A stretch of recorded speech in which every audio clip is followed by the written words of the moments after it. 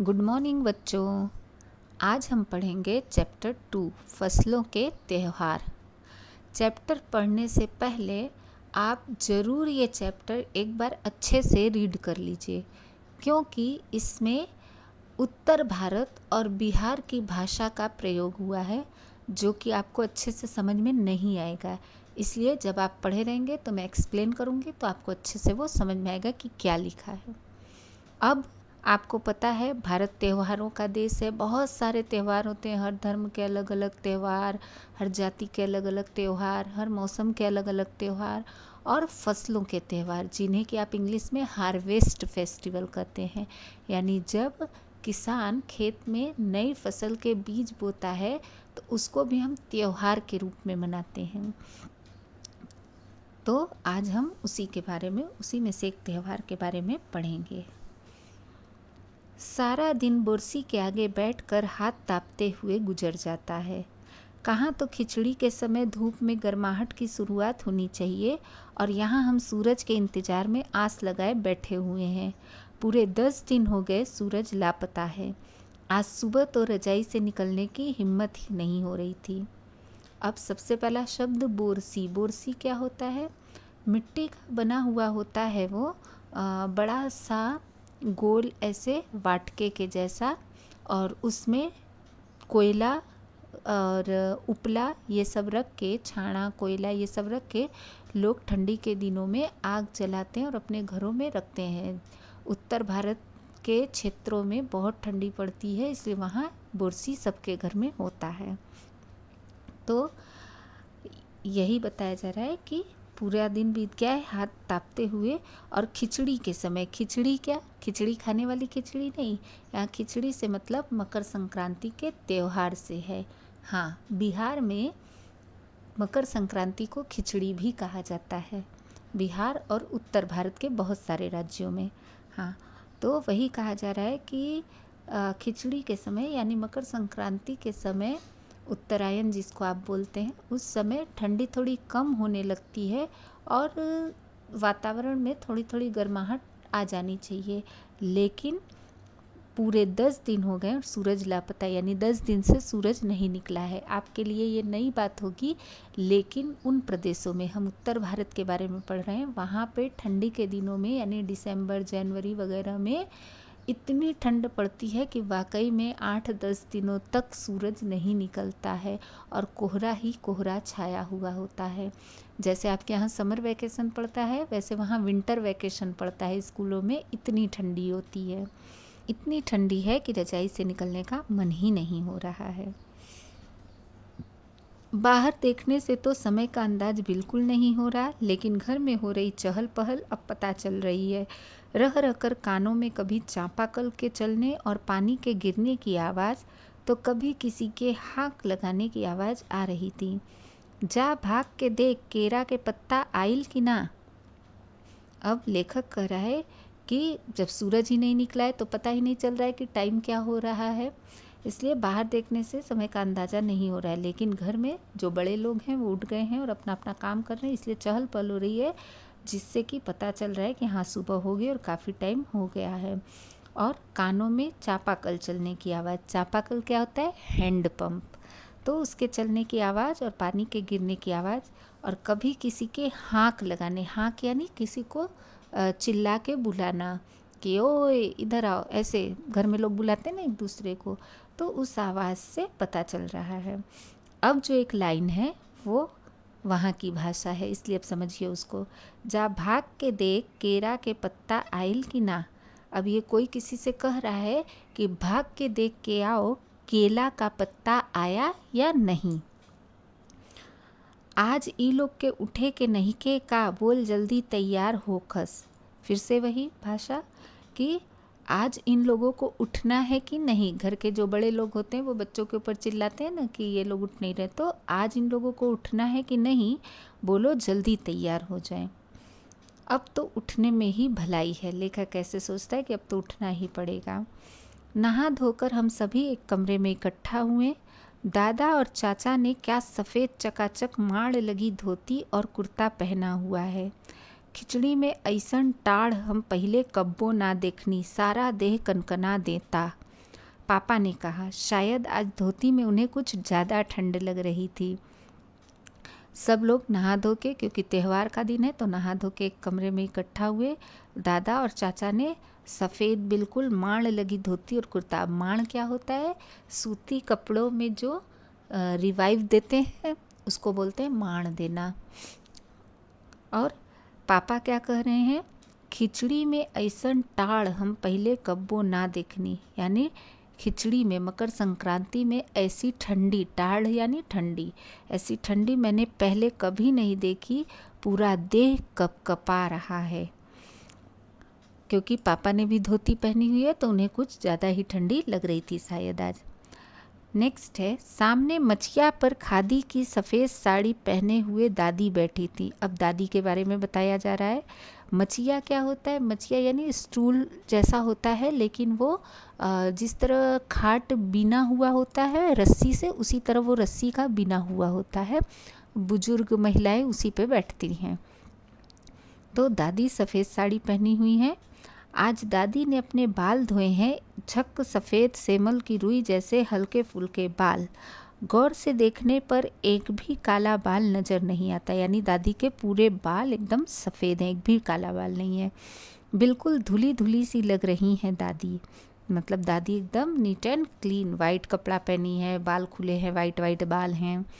उनके सामने केले के कुछ पत्ते कतार में रखे हैं। दादी के सामने केले के पत्ते लाइन से रखे हुए हैं, जिस पर तिल, मिठा, मिठा यानी गुड़, चावल आदि के छोटे छोटे ढेर पड़े हुए। हर एक पत्ते पर थोड़े थोड़े तिल, थोड़े गुड़ और चावल के ढेर जैसे बना के रखे हुए हैं।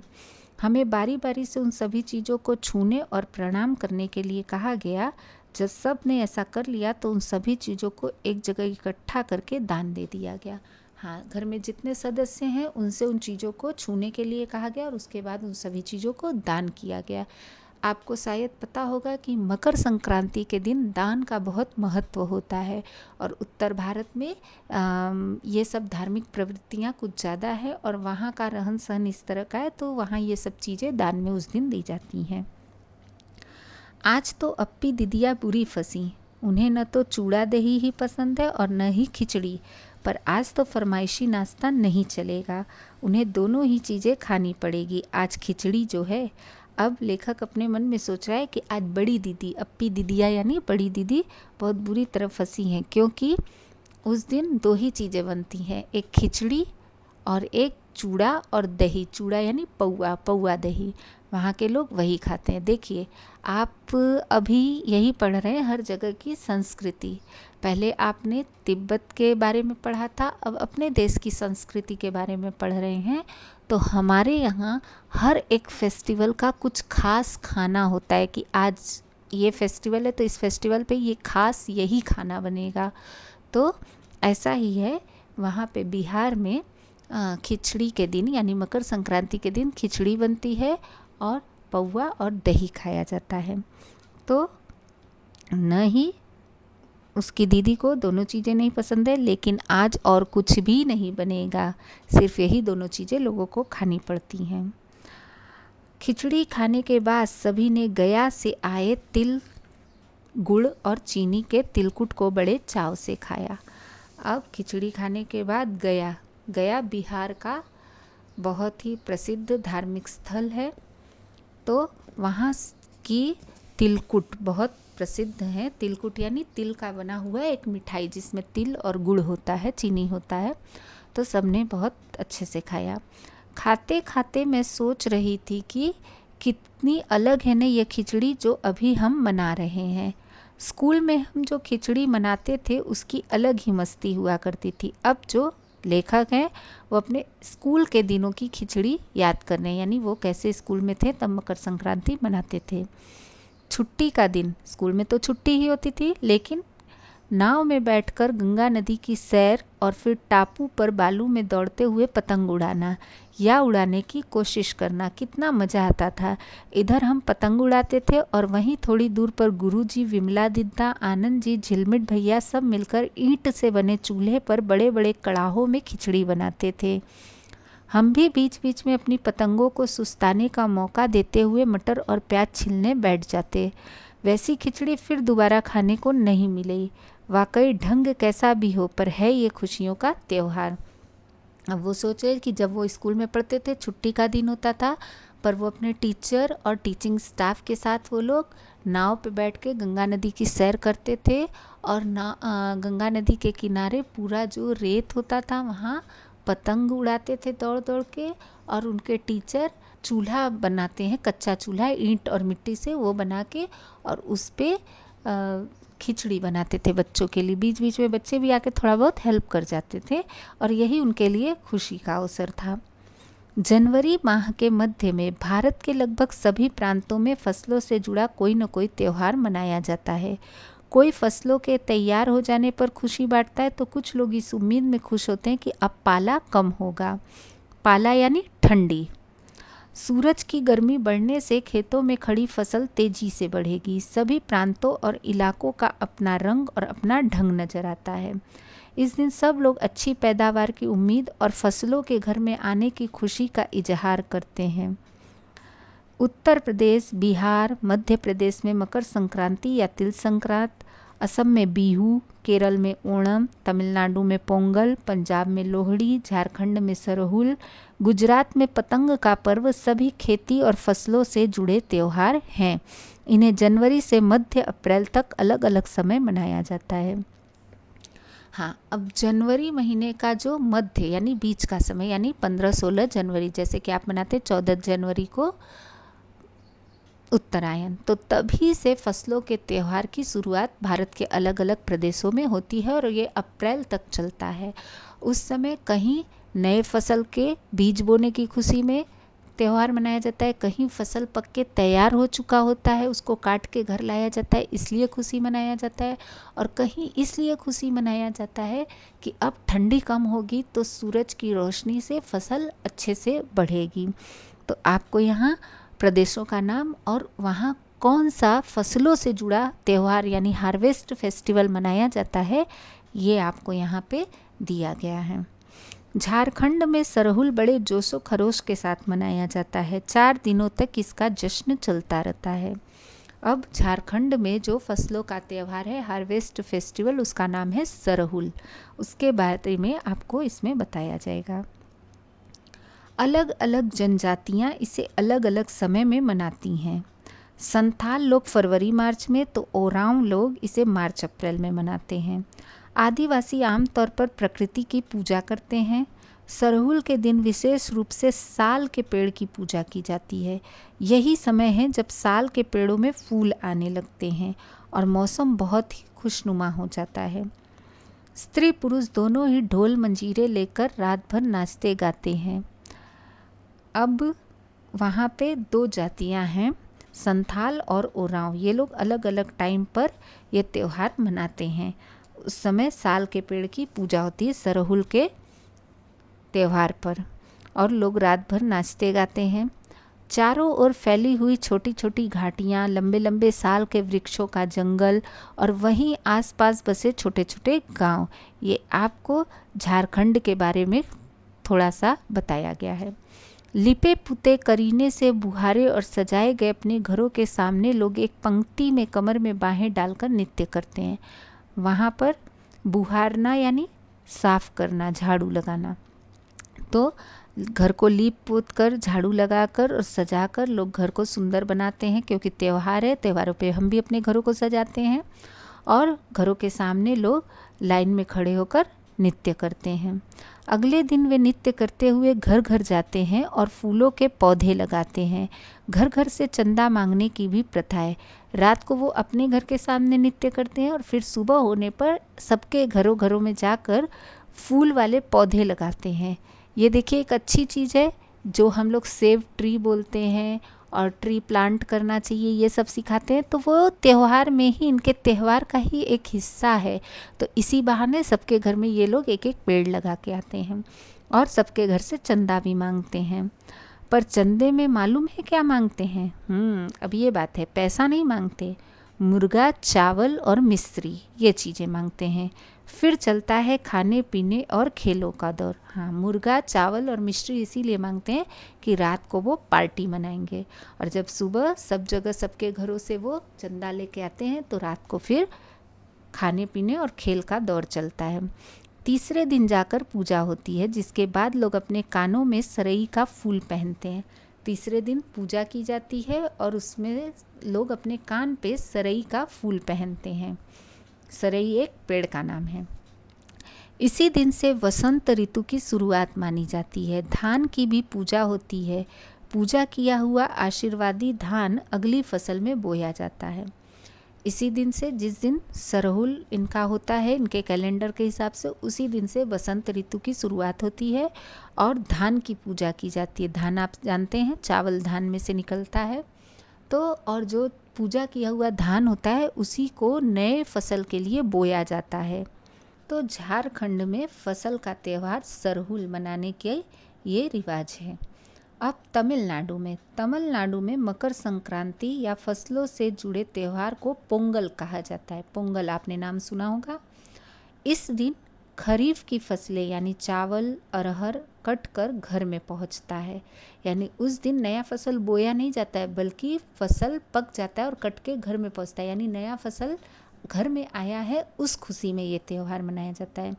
लोग नए चावल से ही धान को कूटते हैं और उसमें से जो चावल निकलता है उससे ही नए मटके में, यानी मिट्टी का जो मटका होता है उसमें दूध, चावल और गुड़ डालकर उसको पकाने के लिए, खीर बनाने के लिए धूप में रखते हैं। नए चावल का ही खीर बनता है उस दिन, और आग पे रख के खीर नहीं बनता बल्कि धूप में रख के खीर बनता है।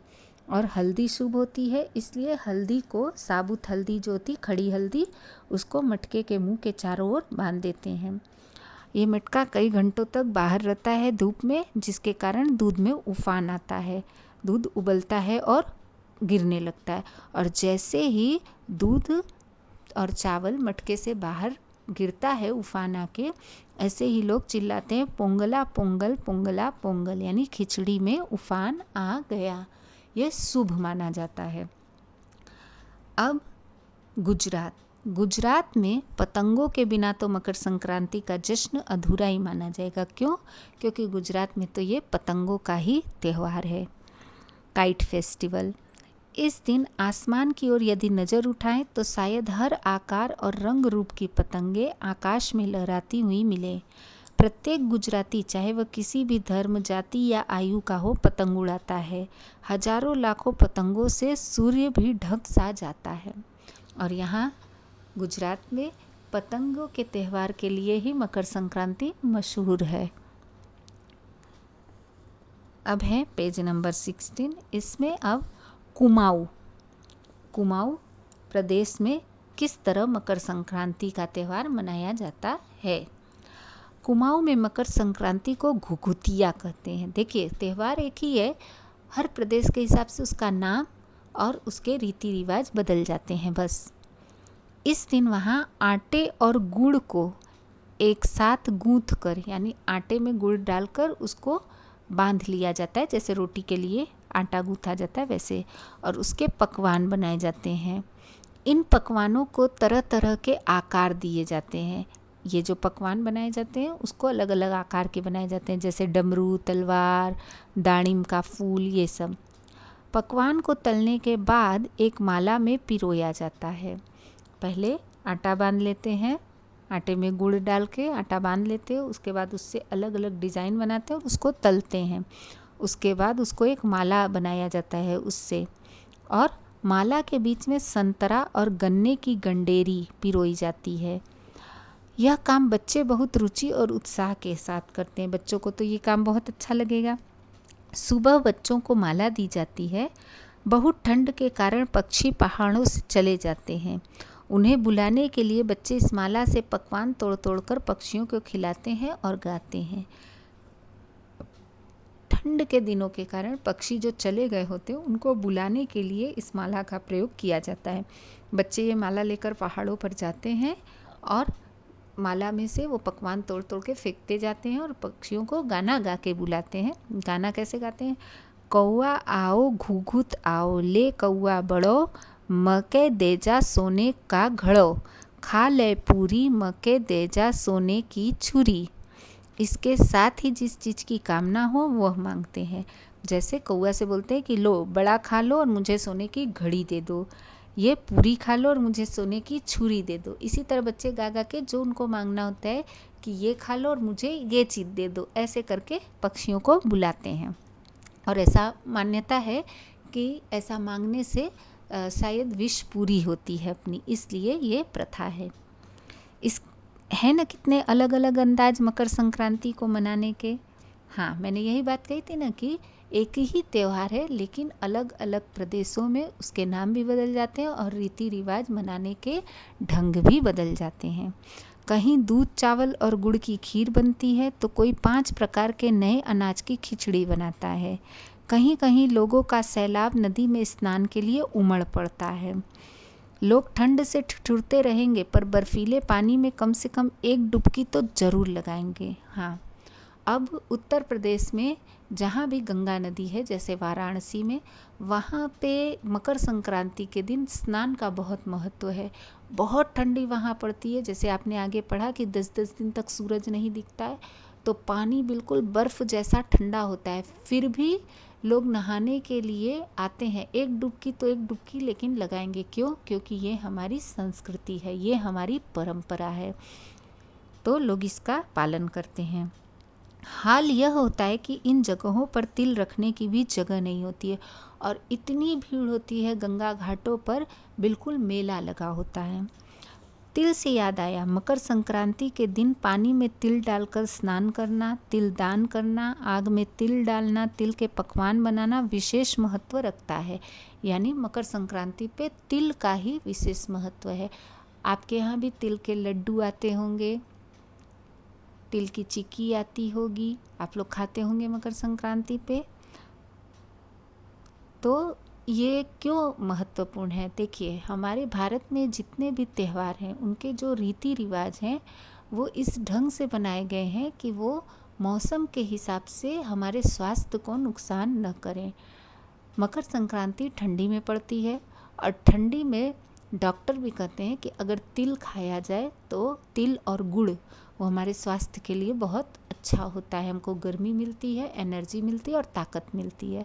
तो हमारे जो बुजुर्ग थे, हमारे जो पूर्वज थे, वो भले उन्होंने साइंस नहीं पढ़ा था पर वो बहुत ही ज़्यादा ब्रिलियंट थे, इसलिए उन्होंने इसको एक रिवाज का रूप दे दिया कि लोग इसका पालन करें और खाएं तो इसी बहाने स्वस्थ रहेंगे।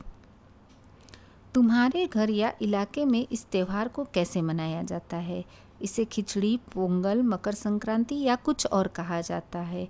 या तुम फसलों से जुड़े कोई और त्यौहार मनाती हो?